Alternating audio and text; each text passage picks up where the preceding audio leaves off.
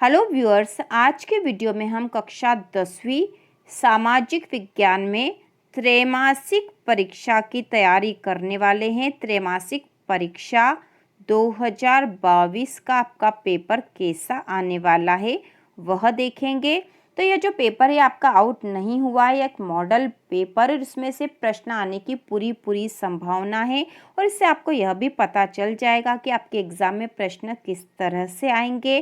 तो शुरू करते हैं। प्रश्न नंबर जो पहला आपका आना है वह होगा सही विकल्प चुनकर लिखिए। सही विकल्प चुनिए। प्रश्न नंबर पहला, तो इसमें जो पहला प्रश्न है, ज्वारी ऊर्जा निम्नलिखित में से किस प्रकार का संसाधन है? ज्वारी ऊर्जा किस प्रकार का संसाधन है? पुनः पूर्ति योग्य, अजैव, मानवकृत या अचक्रीय? तो इसका उत्तर आएगा पुनः पूर्ति योग्य। ज्वारी ऊर्जा निम्नलिखित में से किस प्रकार का संसाधन है? पुनः पूर्ति योग्य। इसके बाद जो दूसरा है, निम्नलिखित में से किस प्रांत में सीढ़ीदार सोपानी खेती की जाती है?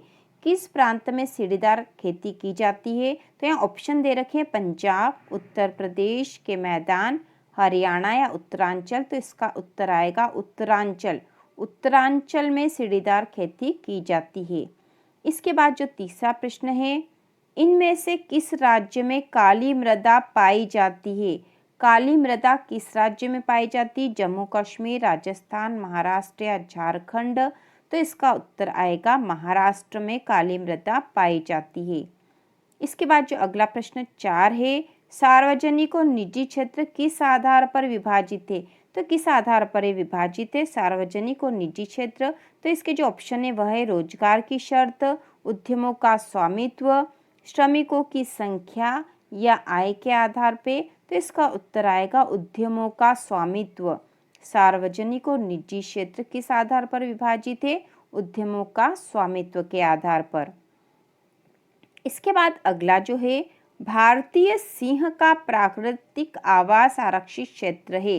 भारतीय सिंह का प्राकृतिक आवास आरक्षित क्षेत्र है। तो कौन सा इसमें से? गुजरात का गिर क्षेत्र, असम का कांजीरंगा वन क्षेत्र, पश्चिम बंगाल का सुंदरवन या नीलगिरी वन क्षेत्र?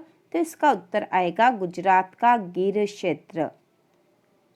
इसके बाद जो अगला प्रश्न है, भारत में शक्तियों का बंटवारा किया गया संविधान द्वारा, न्यायालय द्वारा, शासन द्वारा या उपरोक्त सभी? तो भारत में शक्तियों का बंटवारा संविधान द्वारा किया गया। संविधान द्वारा। इसके बाद प्रश्न नंबर 2 जो आपके एग्जाम में आएगा वह है रिक्त स्थानों की पूर्ति कीजिए। इसमें पहला है सेवा क्षेत्रक में रोजगार में उत्पादन के समान अनुपात में वृद्धि।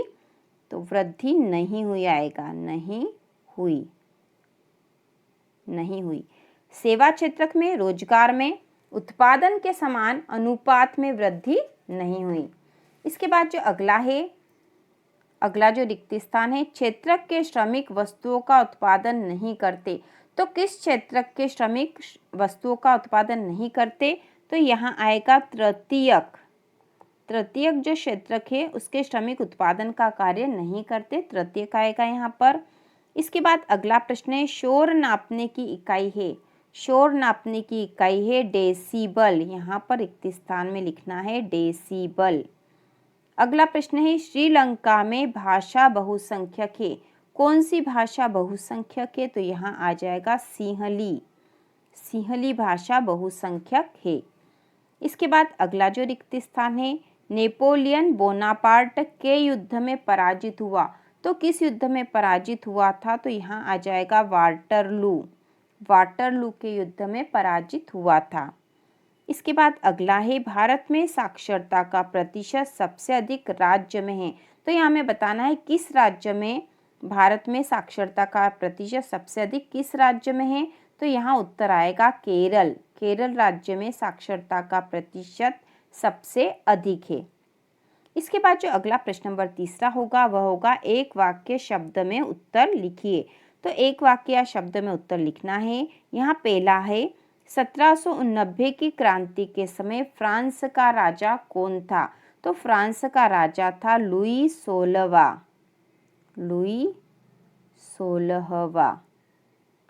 लुई 16वां जो था फ्रांस का राजा था। इसके बाद अगला है चोरी चोरा हत्याकांड कब हुआ? चोरी चोरा हत्याकांड हुआ था 4 फरवरी 1922 को। चोरी चोरा हत्याकांड हुआ था 4 फरवरी 1922 को। इसके बाद अगला प्रश्न है भारत में कौन सी शासन प्रणाली है? तो भारत में संसदीय शासन प्रणाली है। संसदीय शासन प्रणाली है। इसके बाद अगला प्रश्न देखेंगे। तो यदि आपको 10वीं के सारे इंपॉर्टेंट क्वेश्चन और 10वीं की तैयारी करनी है तो उसके लिए आप चैनल को सब्सक्राइब कर लीजिए, साथ ही नोटिफिकेशन को भी चालू कर दीजिए जिससे कि आपको तुरंत नोटिफिकेशन मिल जाए और आपकी सारी तैयारी अच्छे से हो जाए। इसके बाद जो अगला है पर्यावरण में अवांछनीय घटकों का शामिल होना कहलाता है। तो पर्यावरण में जब अवांछनीय घटक शामिल हो जाते हैं तो उसे कहते हैं हम प्रदूषण। प्रदूषण।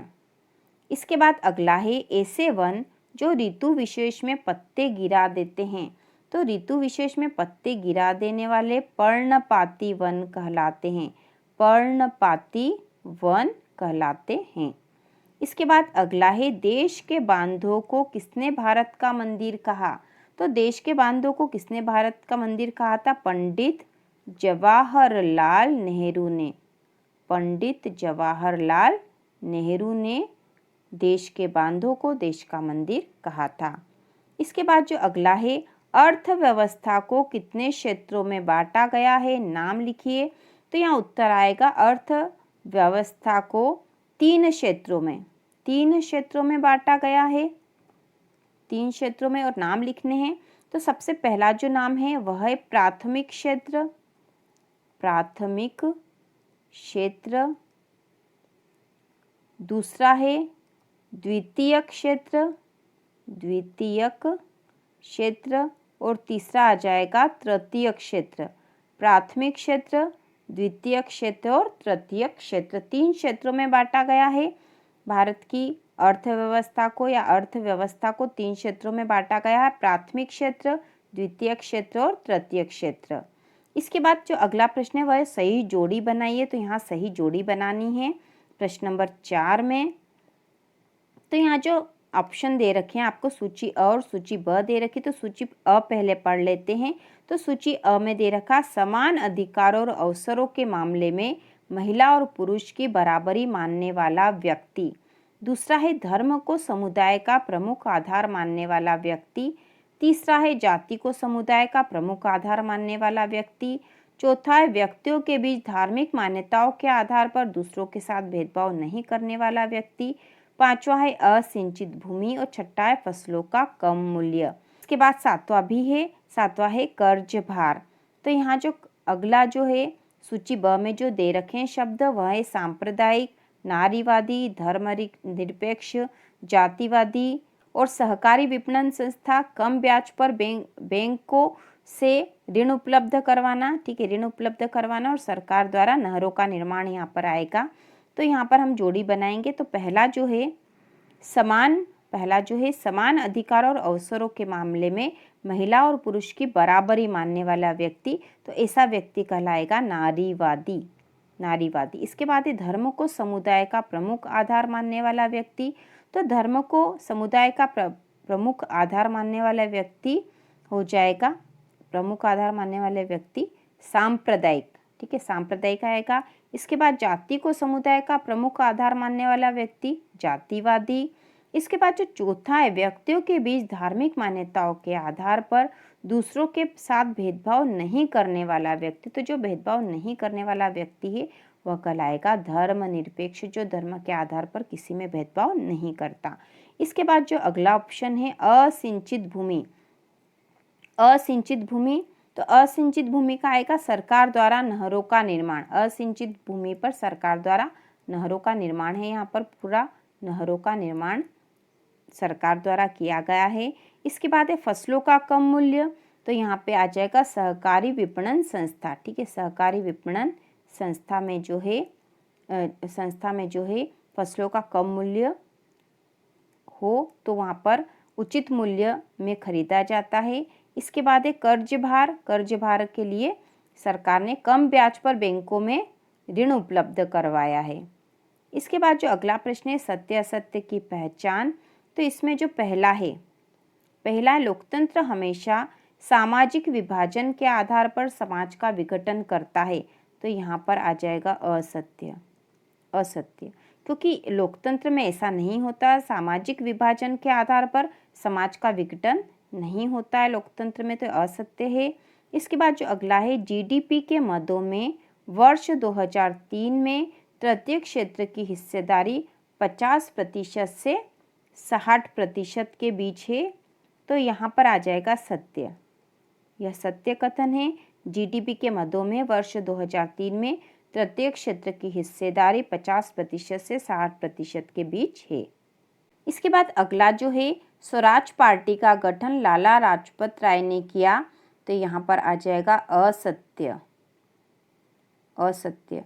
इसके बाद अगला है पूर्ण स्वराज की मांग 1929 में जवाहरलाल नेहरू की अध्यक्षता में कांग्रेस ने लाहौर अधिवेशन में की, तो यहाँ पर है सत्य। इसके बाद अगला है कांग्रेस की स्थापना 1885 ईस्वी में महात्मा गांधी ने की थी, तो यह असत्य है। इसके बाद अगला है बिना किसी पारिश्रमिक मेहनताना के किसी के काम करवाना बेकार कहलाता है, तो यह कथन सत्य है। तो इस प्रकार हमने सारे ऑब्जेक्टिव क्वेश्चन देख लिए, सारे इम्पोर्टेंट। तो इसी प्रकार के और वीडियो देखने के लिए कक्षा 10वीं की संपूर्ण तैयारी के लिए चैनल को सब्सक्राइब कीजिए।